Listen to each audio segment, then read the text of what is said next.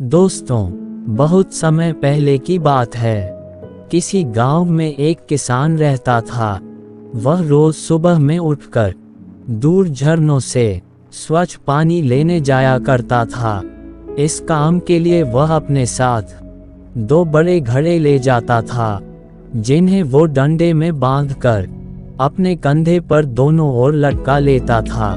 उनमें से एक घड़ा कहीं से फूटा हुआ था और दूसरा एकदम सही था। इस वजह से रोज घर पहुंचते पहुंचते किसान के पास 1.5 घड़ा पानी ही बच पाता था। ऐसा 2 सालों से चल रहा था। सही घड़े को इस बात का घमंड था कि वो पूरा का पूरा पानी घर पहुंचाता है और उसके अंदर कोई कमी नहीं है। वही दूसरी तरफ फूटा घड़ा इस बात से शर्मिंदा रहता था कि वो आधा पानी ही घर तक पहुंचा पाता है और किसान की मेहनत बेकार चली जाती है। फूटा घड़ा ये सब सोचकर बहुत परेशान रहने लगा और एक दिन उससे रहा नहीं गया। उसने किसान से कहा, मैं खुद पर शर्मिंदा हूँ और आपसे क्षमा मांगना चाहता हूँ। किसान ने पूछा, क्यों? तुम किस बात से शर्मिंदा हो? तो घड़ा बोला, शायद आप नहीं जानते, पर मैं एक जगह से फूटा हुआ हूँ और पिछले 2 सालों से मुझे जितना पानी घर पहुँचाना चाहिए था, बस उसका आधा ही पहुँचा पाया हूँ। मेरे अंदर ये बहुत बड़ी कमी है और इस वजह से आपकी मेहनत बर्बाद होती रही है। फूटे घड़े ने दुखी होते हुए कहा। किसान को घड़े की बात सुनकर थोड़ा दुख हुआ और वह बोला, कोई बात नहीं, मैं चाहता हूँ कि आज लौटते वक्त तुम रास्ते में पड़ने वाले सुंदर फूलों को देखो। घड़े ने वैसा ही किया। वह रास्ते भर सुंदर फूलों को देखता आया। ऐसा करने से उसकी उदासी कुछ दूर हुई, पर घर पहुँचते पहुँचते फिर उसके अंदर से आधा पानी गिर चुका था। वो मायूस हो गया और किसान से क्षमा मांगने लगा।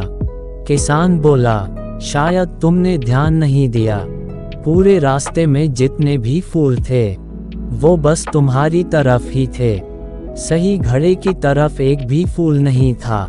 ऐसा इसलिए हुआ क्योंकि मैं हमेशा से तुम्हारे अंदर की कमी को जानता था और मैंने उसका लाभ उठाया।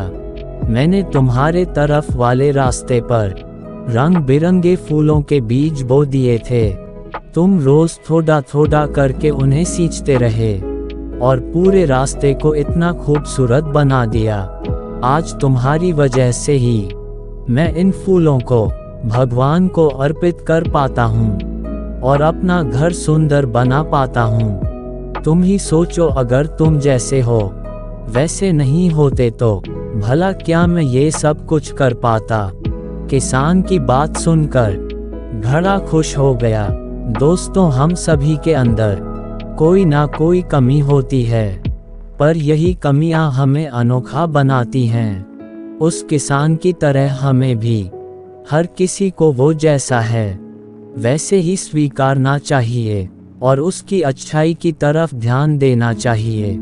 और जब हम ऐसा करेंगे तब फूटा घड़ा भी अच्छे घड़े से मूल्यवान हो जाएगा।